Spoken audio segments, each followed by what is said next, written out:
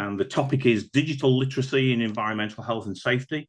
And without further ado, I hand you over to Michael Swain to discuss the topic. Perfect, thanks Darren. So I suppose just before we kick into it, just a couple of things to point out. So there will be an opportunity for a Q&A at the end of the session. So if you have any questions, just feel free to drop them in the chat. The team will be monitoring them throughout, and we'll sort of make sure we can answer as many of them as possible throughout the time period. And also just please just make sure you maintain sort of that mute button throughout the presentation. Again, at the end of the presentation, if there's any questions, feel free to sort of call out, and we can sort of have the Q&A then as well. So before we kick into it, just a little bit about myself. So my name is Mike Swain. I'm a technical enablement manager at Evotix, and basically what that means is I support organisations with the digital transformation of their health and safety and environmental management. So I've worked in health and safety for just over 10 years now. I've been sort of operationally working in health and safety across many sectors. I've sort of worked my way through the ranks, as it were, starting out as an advisor. In fact, prior to being an advisor, actually starting out as a health and safety representative. So a bit of a unicorn in the fact that I actually pursued a career in health and safety. I know when you speak to a lot of people that they sort of fell into that, but it was something I actively pursued. And throughout my career, I've worked across a whole host of different sectors. In the previous 6 years, I've really been focusing on supporting organisations with digital transformation within health and safety. So one thing that's always been apparent, working across multiple industries and a number of sort of blue chip organisations in the UK, is that when it comes to health and safety, sort of technology seems to be, it's like set your clock 10 years in the background, so things are starting to change, and sort of technology is becoming more apparent in sort of the health and safety environment, which is why sort of conversations like this are starting to happen now. A little bit also around my background. So I've recently graduated with a master's in occupational health, safety and environmental management. And I'm also the acting chair of the IOSH Humber Branch Executive Committee. So although I work primarily around the sort of the technical and sort of technology in health and safety, I'm still sort of keeping my feet firmly in that pool when it comes to sort of health and safety and sort of developments across the industry, and making sure I keep abreast of sort of the changing needs for health and safety managers across the industry. So I don't want to make this a sales pitch, but just a little intro prior to getting into the conversation. So Evotix, the organisation I work for, we're basically a global EHS and sustainability software provider. I've been working in the industry for about 25 years, and we provide dynamic solutions for environmental health and safety and sustainability. So basically, our mission is to create dynamic EHS and wellbeing solutions for a rapidly changing world. And how we do that is by bringing people and technology together with intuitive human tools that radically change the approach to health and safety management. So what is digital literacy? So it's basically an individual's ability to find, evaluate and communicate information using digital media devices.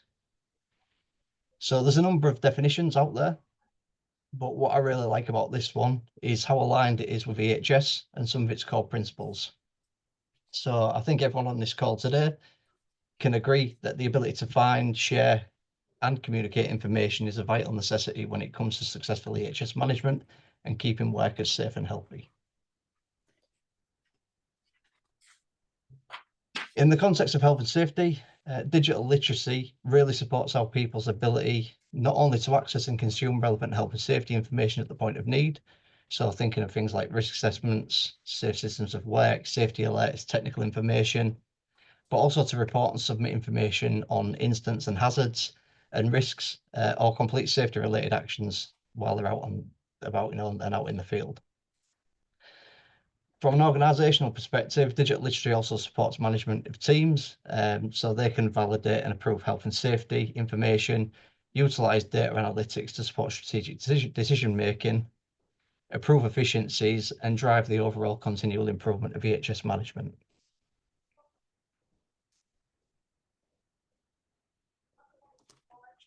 So why does it matter? So advancements in technologies in recent years have had a huge impact in the way we plan and deliver work. And while most organisations in general have been moving towards digital technologies to support operational efficiencies, it was really the impact of the COVID-19 pandemic that really accelerated this transition, while at the same time putting EHS at the forefront of many businesses across the globe. So if you think about back to that time, we needed to essentially reinvent how we work. We needed to reinvent how work was planned and delivered.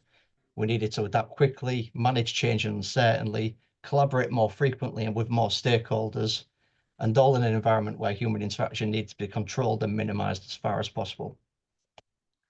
Technology played a crucial role in addressing that need, and it's since helped many organizations to move fully remote and hybrid working models. Because of that, we can see sort of that impact that, the EHS industry is essentially going through a digital revolution.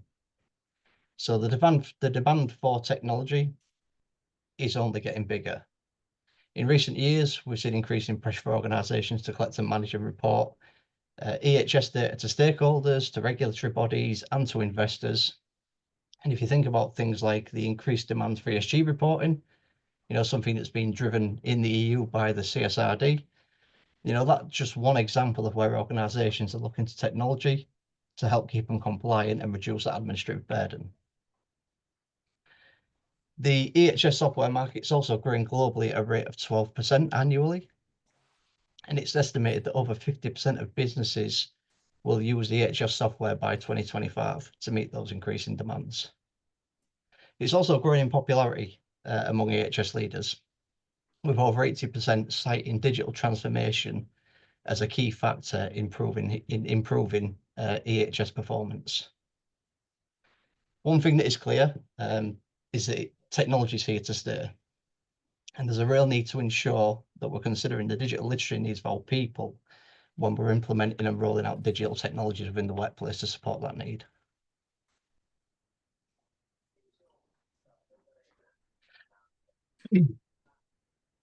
So process is only good as a person's ability to deliver it. So when it comes to digital transformation, it's important that we start with the person to understand where they currently are in terms of digital literacy.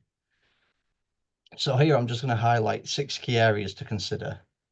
These will help you get a good baseline of your people's abilities in this area. So first and foremost, looking at the key stakeholders. So really looking at the different categories of stakeholders that are going to be relevant to the digital technologies that you're looking to bring into the business. So who are the people that are going to manage those processes? Who are those people that are going to be the validators and the approvers of those processes? And who are those people that just need general ability? So we need to get that sort of holistic approach in terms of all of those key people within the business that are going to interact with that technology and with those processes to make sure you're going to get those defined outcomes. Also looking at access to devices. So the availability of computers and mobile devices in the workplace, again, not everybody has that, and that's going to vary depending on the different types of organisations that you work in. So typically more transient workforces are more likely to have things like laptops, tablets and mobile phones. If you're looking at sort of more traditional industrial type organisations, so things like manufacturing settings and things like that, there might be a need to consider, the types of devices that people do access and the level of access they have there. And also considering what do they actually use at the moment as well. So in terms of the existing processes and the existing sort of hardware and software that they're currently using, what are the processes they're currently managing, and how effective are those digital processes that they're currently managing. Typically, you can learn a lot from what a business is already doing. So for example, in my background, when we were looking to bring in a health and safety platform within an organisation, we also understood that the operational teams are already using operational based software solutions on mobile phones and tablets. And we learned a lot basically from understanding the pitfalls that they had gone throughout that digital transformation journey on the operational side, So we could really learn lessons from that and try to avoid those same mistakes going forward to make sure it's a more seamless process. So always look wider in the business, always try to understand in terms of what people are doing in sort of their existing processes, how can we learn from that and build that in to improve the way we're going to then roll out and implement our processes. Also having an understanding of basic digital skills as well. So people's ability to navigate common software applications, people use and manage emails, and perform basic IT related tasks. So it's easy to assume that everybody knows how to use a computer and everybody knows how to use a smartphone. But you will come across people that inherently just do not like technology and do not engage with technology, don't have smartphones, don't really know how to use email or have an email address. So it's about sort of identifying where those spots might be and then putting things in place to make sure that we can bring them up and sort of make sure that they've got the tools and the knowledge and the abilities to deliver what they need to deliver. Also thinking about people's ability to sort of use things. So like if you look at those online skills, things like using search engines to effectively find information, a lot of technologies these days when it comes to health and safety and environmental management platforms are basically sort of cloud-based solutions, which means they're generally driven through a URL or a web link or through an app. So, people's ability to sort of use that type of technology is really vital. And also their ability to sort of evaluate the credibility of the information that they find as well and that they're managing as well. And then the last one, but probably one of the most important things, is all about cybersecurity awareness. So making sure that people have an awareness of common security threats, think of things like GDPR and policy awareness. So again, when it comes to health and safety, we are dealing with personal information, we are dealing with people's data, so we need to make sure that we've got those processes that are aligned with GDPR so that only the relevant people with a legitimate need, see that relevant information, that people understand what those requirements are. And also things like just account security. So making sure that you've got best practice in place in terms of password management. Again, technology can be a big improvement there as well, because we can also do things like single sign-on, which basically allows companies to manage people's access into systems via their Microsoft accounts through the business. So there are ways we can sort of support that as well. There are a number of ways you can approach benchmarking. So in my experience, taking a consultative approach works best. So things like setting up focus groups, conducting surveys, or taking a good old-fashioned boots on the ground approach and engaging with workers where they are. Doing that can be really beneficial to getting that information you need, but also building those relationships and also potentially sort of getting those champions in the business who are really going to help to support you, push along with that digital transformation project.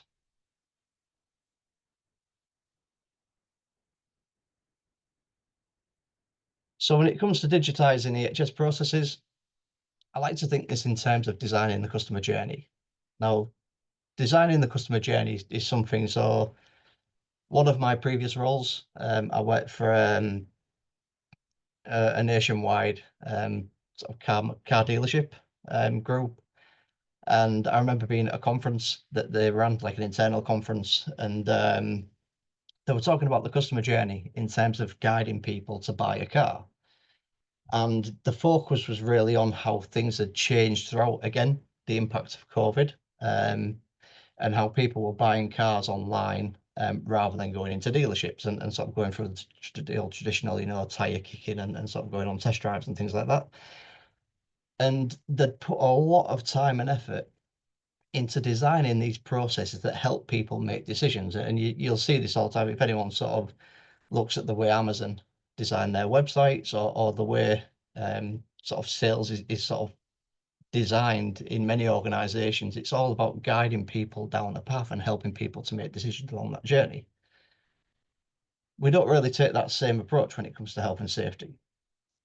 So one thing that I sort of took off the back of that experience was thinking about digitizing processes more in the way of like a customer journey. So, the end user, the people out on the shop floor, the people working out in the field, they are our customers, and we need them to engage in our processes. And the process will only work if the customer engages with it, and the customers will only engage with it if it's simple, it's easy to use, and it makes sense to them. So thinking about the customer journey really helps to keep people at the forefront and helps to design processes which are logical, intuitive to those people that interact with them, essentially. So there's a number of frameworks out there that can help support you, to apply a structure to your digital transformation projects. Over the next few slides, I just want to highlight two. And these are two that I've found to be really beneficial when going through this process. So the PPT process, so people, process, technology. This framework's a powerful management approach that intersects three critical elements of an organization. So the people, the processes, and the technology. It's here where we can start to identify the key considerations within each element within the process. For people, we need to assess existing skills, identify gaps in current knowledge which need to be addressed. We also need to understand the employees' readiness for change, address concerns and communicate the benefits of technology adoption, and probably most importantly, engage with leaders to champion technology adoption and create a supportive environment which promotes collaboration and continuous learning. For processes, we need to look at where efficiencies can be achieved and evaluate where existing processes or whether existing processes align with business goals. Does technology support or hinder them? Considering scalability, security, user experience. And it also presents an opportunity to consider redesigning workflows, simplifying steps, automating those repetitive tasks, and eliminating those non-value adding activities. Creating adaptable processes is all about designing processes with flexibility in mind. So it's the ability to anticipate changes which may impact the process, such as regulations or organizational growth, and making sure that you've got plans in place to address those changes. And then with technology, it's important to understand the process requirements and implement solutions which are aligned with business goals. Consider how the technology will be implemented and how that can be phased in to support better control over the change management process. And last but not least, really prioritize those user-friendly interfaces. So again, sort of harking back to what I mentioned in the previous slide, if things are not easy, if things are not simple, then essentially it won't be successful. So we need to make sure that people can easily use and engage with those processes in order for those processes to be successful.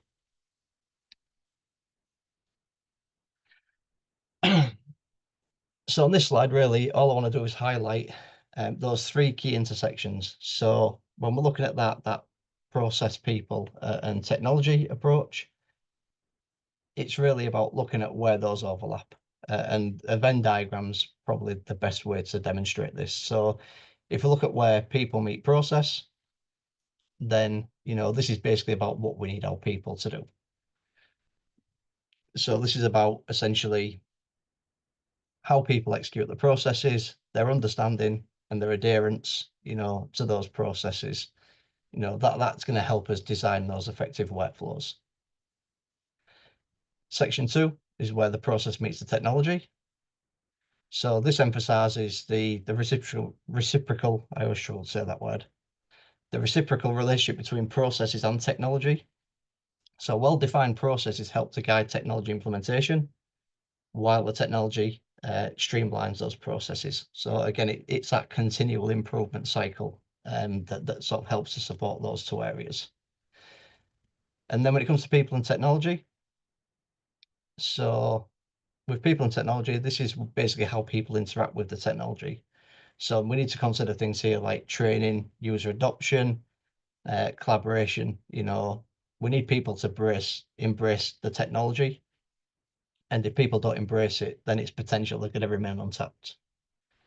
And then when we look in the middle, the reason I put synergy there, because essentially this is a sweet spot. So this is where people, process, and technology all align harmoniously. Where this happens, basically efficiency thrives. So that's really what we're aiming for. In order to maintain that, we need to make sure, though, that we have effective communication, we have effective training, And more importantly, we have that change management, that effective change management in place to make sure that we're bringing all of those three elements together and we're getting those processes delivered, in the most optimal fashion.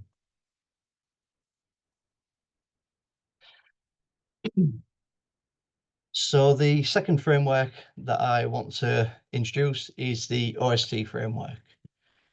So the OST framework is a model used for planning and achieving desired outcomes.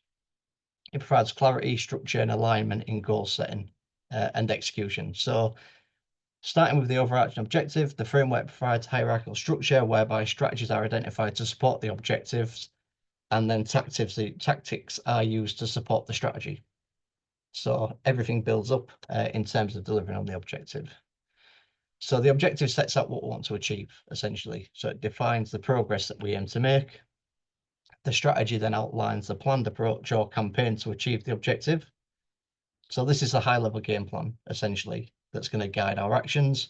So while the objectives focus on the what, the strategy is going to focus on the how. Tactics are then the specific actions we take to execute that strategy. So these are basically those practical steps that directly contribute to achieving the objectives. So tactics are often the more detailed and operational. So think of tactics more like actions. So these are action points that people are going to deliver on. So in terms of these two frameworks, and the reason why I've sort of highlighted the PPT and the OST framework is because where the PPT framework identifies the gaps in digital literacy which need to be addressed, it's this framework that's really going to help you to reduce those gaps through that process design before eventually bridging whatever gaps are left over with that relevant training and support. So what I want to do is I just want to quickly run through an example that we've put together to just sort of show you how that can flow. So when we're looking at that objective, for this example, we're going to look at the digitization of accident reporting and investigation management within an organization. So again, very high level in terms of what the ask is. When we get into the strategy, we're now going to break it down. And what I've done is I've just highlighted two of probably the most common strategies that many organizations will use when they're looking at digital transformation. So the first thing is to simplify. So let's make the process easy to understand, easy to engage with, easy to complete. And second, standardize. So let's make sure we've got standardization, that the process is the same across everywhere within the business. So everybody's essentially singing from the same hymn sheet. So in terms of strategy, two very simple but very effective approaches in terms of driving that objective. So now when we break down into the tactics, we're going to look a little bit deeper into those. So when we're looking at simplifying, the first thing we can do is we can look to bring automation into that process. So let's reduce those manual touch points, and by extension, reduce that margin of error. So where we can automate processes and remove the need for people to manually interact with them, then effectively we're going to make sure that we've got more consistency, but we're also going to make it easier for those people that are engaging with that process.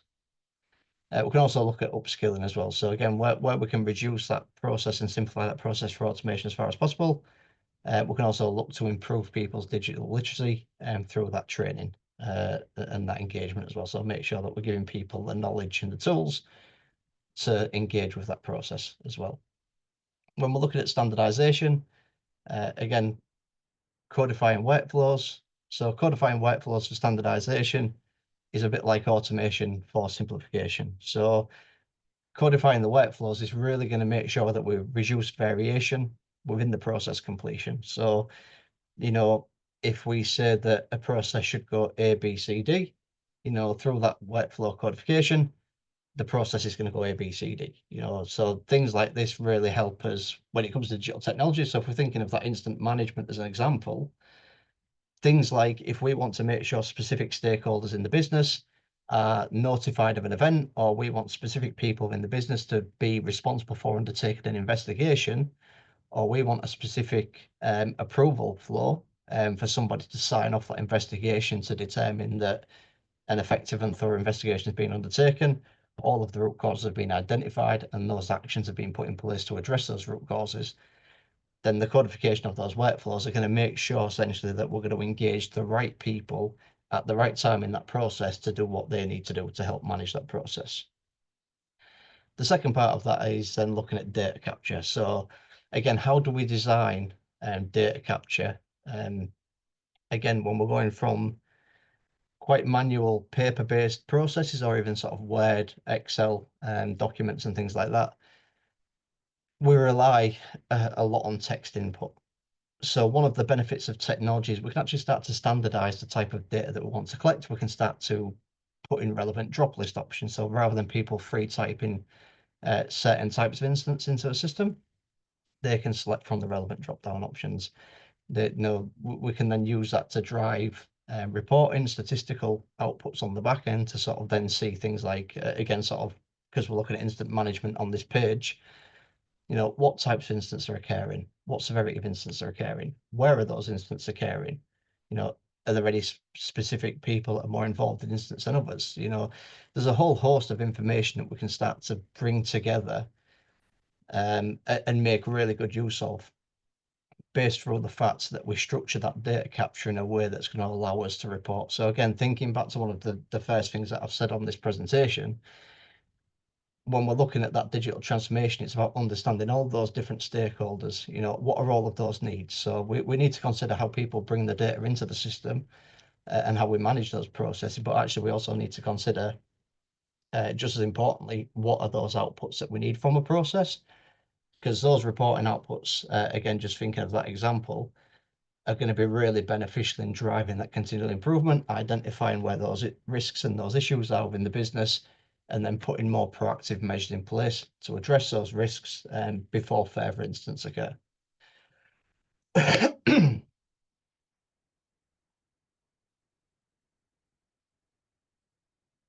So once we've looked at our frameworks, we've got our plan in place, and basically we've reduced as far as possible, the complexity of the processes. We then need to think about how we're then going to upskill, and essentially bridge that gap. So when we're thinking about this, there's just some of the things to consider. First and foremost, really developing those training needs around user types. Keep consistent so basically keeping it consistent and relevant to how the user will interact with the technology. So when you're thinking about your training needs, I mean, it's not that dissimilar when we're talking about sort of health and safety training needs, and everybody on this call will be sort of familiar with the phrase training needs analysis. And that's the same thing you need to do here. So you really need to understand, again, looking at those different stakeholders and what their interactions are going to be, developing that training plan to ensure that they have the relevant and the correct level of knowledge to interact with those processes that they need to engage with. Also looking at a thing that what we like to call multi-threading, essentially. So providing multiple avenues for guidance and support in formats which complement individual learning styles. So just to give a couple of examples how we'll tend to do things like this within my organisation, is having things like knowledge-based articles. So quick guides that people can jump into with step-by-step guides on essentially how to manage a process within a system, video tutorials, click sort of walkthroughs. There's a whole host of different media that we can take advantage of. Again, people have different learning styles. Some people are more visual learners, so again, that video content is going to be really beneficial for them. Some people are quite analytical and just like to see a breakdown of sort of step by step within the process. Again, making sure that we've got different methodologies to sort of support those different learning styles is going to be really key to making sure that we get maximum engagement with the processes. Also investing time into that user acceptance testing and giving people that ability to provide feedback. So UAT testing, when it comes to that digital transformation, can be really beneficial. Again, for the reason that if you think about it, like when you're getting people involved in a risk assessment within the business, so if you're doing an assessment out in the field or down on the shop floor, and you're getting those key people that are involved in that process to support you in doing the assessment, the likelihood is that that assessment's going to be a lot more robust. People are going to adhere to those controls because they've had a hand in sort of identifying what those controls could be. think about that the same way when it comes to technology. So if you've got people involved who are actually going to interact with this on a day-by-day basis, you've allowed them to feed into the design of that process and help to sort of develop that process to that sort of polished product that's going to go out into the business. The likelihood is that they're going to be more engaged with it, again, because they've had a hand in developing and designing it. But also the upshot of that, it's going to be designed in a way that's logical to the way that work's actually done, not just the way that you think work's done. Also, another method that's been beneficial for me in the past is combining rollout of technology with launch of wider health and safety campaigns to really maximize that engagement. So again, things I've done in the past is things like we've run near miss reporting campaigns, we've run hazard spotting campaigns where we've rolled this out with training. And then we've got people out in the business to go out and start using the technology. Again, just building that buzz around it, getting people talking and collaborating, and really driving that engagement. So there's multiple ways we can start to build sort of that knowledge within the business and sort of start to give people, you know, that knowledge and that confidence of how to manage those processes using those digital technologies. So to the right hand side of the screen, you'll see there's a bit of a flow. In this is sort of just highlighting some of those key different people within the business, because another effective method that you can have with an organization is almost like trickle down training. So typically when people are onboarding new technology within a business, and again, sort of part of my experience prior, is that you will have your system experts. So these are the people that are really driving that project. And again, that might be yourself, that might be people within your team. But essentially, you're going to have a number of sort of system experts within the business.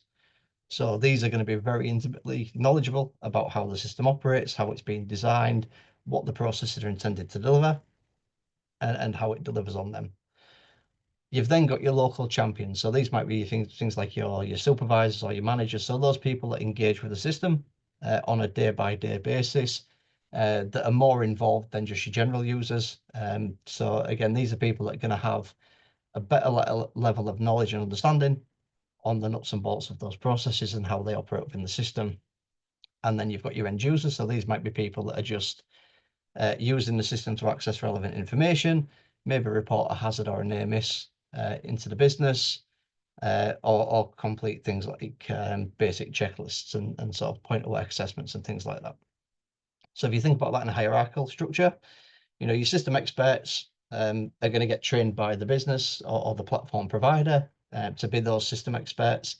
They can then sort of share that knowledge down to more people within the business, who can then also share that knowledge further down again to those end users. So you start to build up that sort of layered support structure within the business to make sure that you've got multiple people that can really support in terms of providing people support and guidance where needed. So there are multiple methods that we can use to really make sure people have got what they need.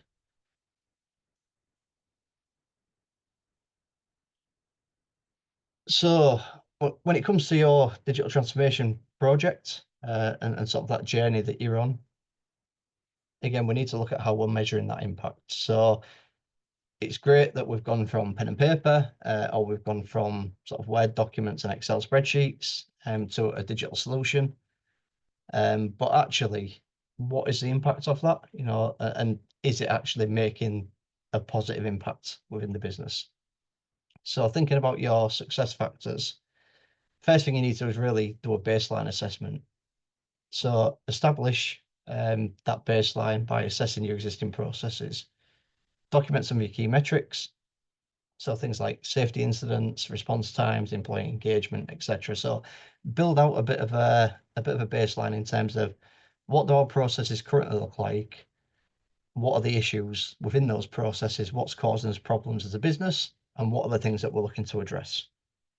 So that's going to give you that sort of blueprint that you need to assess against when you start looking at basically how we're moving that needle within that digital transformation process. And there's a few ways we can sort of start to gather that data once we've gone through that sort of that process and we've got people using a new system. So quantitative metrics. So really, this is just basically looking at the impacts on things like workplace accidents, injuries, near misses, that type of thing. So a very typical thing we'll see with digital transformation within health and safety, particularly, is that you'll notice that there's an increase in incident reporting, there's an increase in near miss reporting. That can be alarming to some leadership teams, but in reality, for the majority of that time, it is a positive.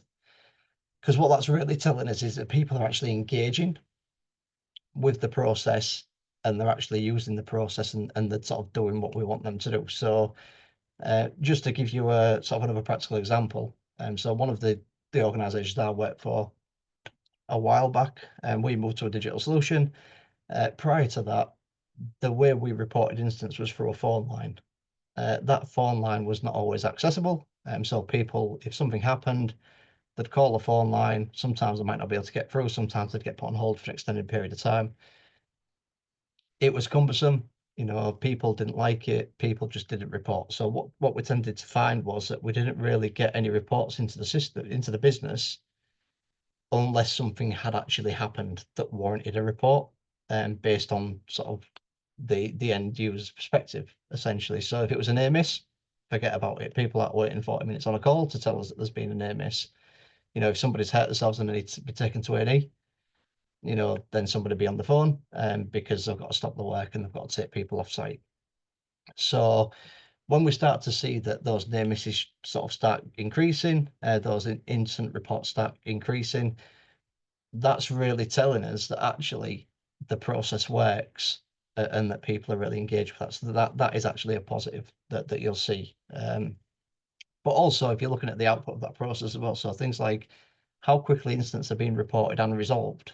So again, sometimes you might get that time lag between an incident occurring and somebody reporting into the system.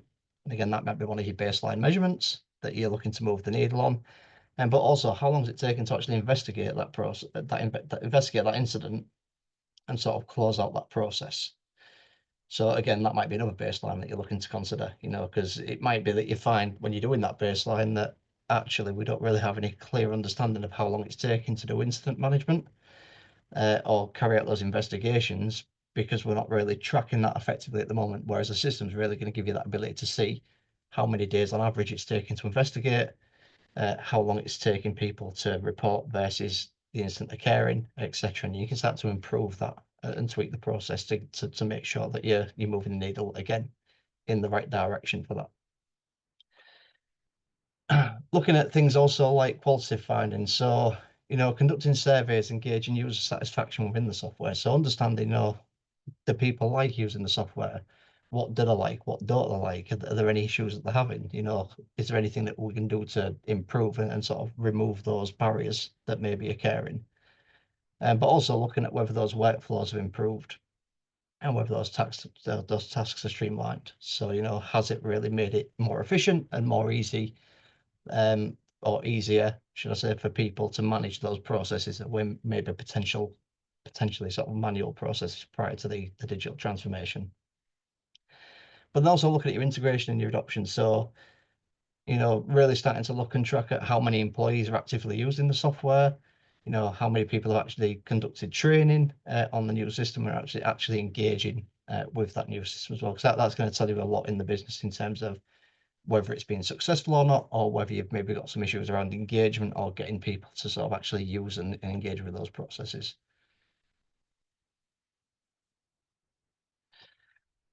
So another thing that's quite common, so within my organization, we have a thing, what we call a customer adoption pack, essentially. And what I've got on the screen here is just a bit of an example of some of those questions that you can start to ask to determine whether you're sort of moving in the right direction over a period of time.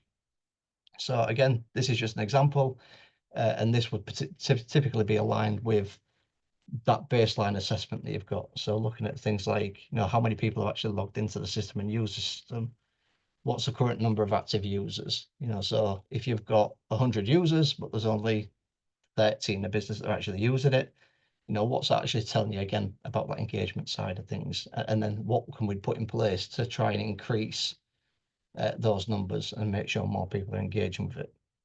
And then again, looking at all those different statistics. So things like how many records have been raised, how many processes have been closed out, how many actions have been managed, etc., etc. This is all really valuable data that's really going to help you to understand. Again, just really looking at those three columns, are you there yet? Are you on that journey? Or is there still ways to go?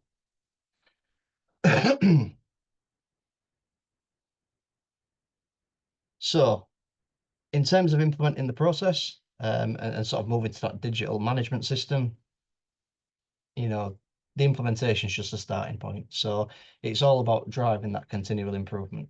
So what this slide is designed to do is really represent sort of what that cycle should look like and just identify some of those key things to consider when you're looking at sort of reviewing your processes and trying to sort of improve those processes, to make sure that you're getting the most optimum, out of your processes and the best out of your digital systems that you're using.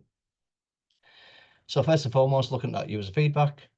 So again, understanding what works well and what doesn't work well. So where's those areas for improvements, and where are those barriers to entry, so again, what can we capitalize on if it is working well, and what do we really need to address if we're finding that there's some issues that people are having. Again, just looking back to what we've just discussed a moment ago, that impact assessment. So does the solution support the objective that you set in the first place? And are there any improvements that can be made, to make sure that it does meet that objective need more effectively if it already does meet that need? Product updates. So this can be quite a big thing. So as we know, technology moves at a rapid pace, and so do those software providers that sort of deliver health and safety software and EHS software in the market. So it's about really understanding, as the product enhances and updates, how can that new technology be used to support continual improvement? So again, you'll find, and I suppose just to call out, in my current role, we put out product updates on a regular basis. We communicate product updates out to our customer base, and we sort of explain the impact that they can have on the processes they're currently managing. Product updates are always there to make sure that we're maintaining sort of the latest in technology advancements, but they also help to drive that efficiency on how you manage your process in the system.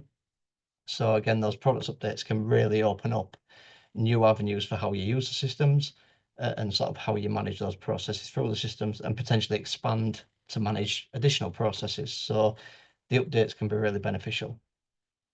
Looking at your data analytics as well. So what does the data tell us about your adoption and acceptance? So the benefits of a digital system is that you're going to have all of that data within the back end that you can then report on, and you can then sort of run statistical outputs on. So, all of those things we've just talked about in terms of the adoption, all of that can be digitized, all of that can be presented in dashboards and graphs and charts to really show you where the needle's moving in those areas and highlight where it's potentially not moving in the direction that you want it to move into. And then also looking at that process refinement as well. So has the process changed, and can the process be improved? And also, has there been any changes? So again, health and safety, legislation, guidance, best practice is changing all the time. Again, that's going to potentially impact on the processes we're managing.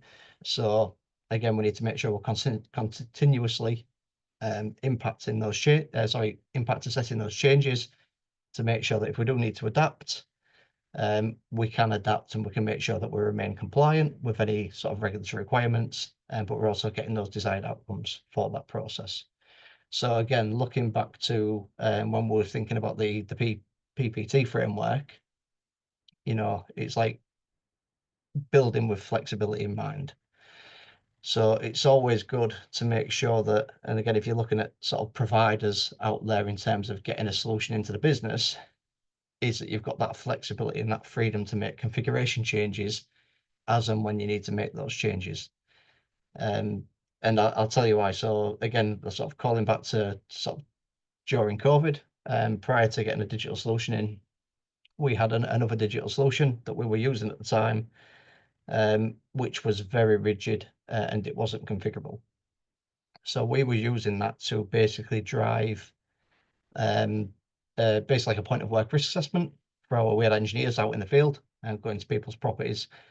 And we wanted to add some questions in there to make sure that we were capturing assessments against risk of COVID at the time. In order to make those changes, we had to go through a full procurement process, which had to be costed by consultants. We had to get invoiced. We had to then sort of send that invoice off for approval. And then that had to be sent off once it had been signed off. And then we had to wait for those changes to be implemented, which all in all was probably about an eight or 10 week process, if I remember rightly. As you can imagine, during that time, anybody that was operating health and safety at that time, pretty much on a daily basis, you were sitting down with your teams and you were discussing what the latest guidance and changes were to what we needed to do to keep people safe. So you need to make sure that you've got that flexibility to adapt where you need to adapt. Again, at the time we didn't, and that was one of the drivers that we had to make sure that we got something in place that would allow us to adapt and grow and scale as the business needs changed. So really, just to bring this all into a summary, I really just want to break this into 4 key points, really. So the first one is really just about benchmarking digital literacy. So understand how adept your people are at using digital technology within the business. Then look at using those supporting frameworks. So again, I've called out 2 today, but there are different frameworks out there. Again, you might have different sort of project management processes that you have in your business already that might work well. I've called these 2 out because I've used these previously in previous roles. The PPT is really good at identifying those knowledge gaps. And then the OST is really well aligned to help to sort of design that out and reduce those knowledge gaps as far as possible. Thirdly, make sure we're providing training and support. So make sure that the training is relevant to the user's needs and provide that ongoing support and guidance. So again, bringing those multiple areas for people to get that knowledge, that guidance, and also those different sort of training delivery methods for those different learning styles in the business. And then also looking at that, measuring the impact to help drive that continual improvement. So once you have gone through that implementation, measuring the effectiveness and making sure you're continually reviewing that, again, looking at some of those key considerations that I've mentioned on the previous slide, just to make sure you're continually improving and sort of, again, moving that needle in the right direction. So that is it from me. So thank you, everyone, for listening. And if anyone's got any questions, I'll be happy to take them now.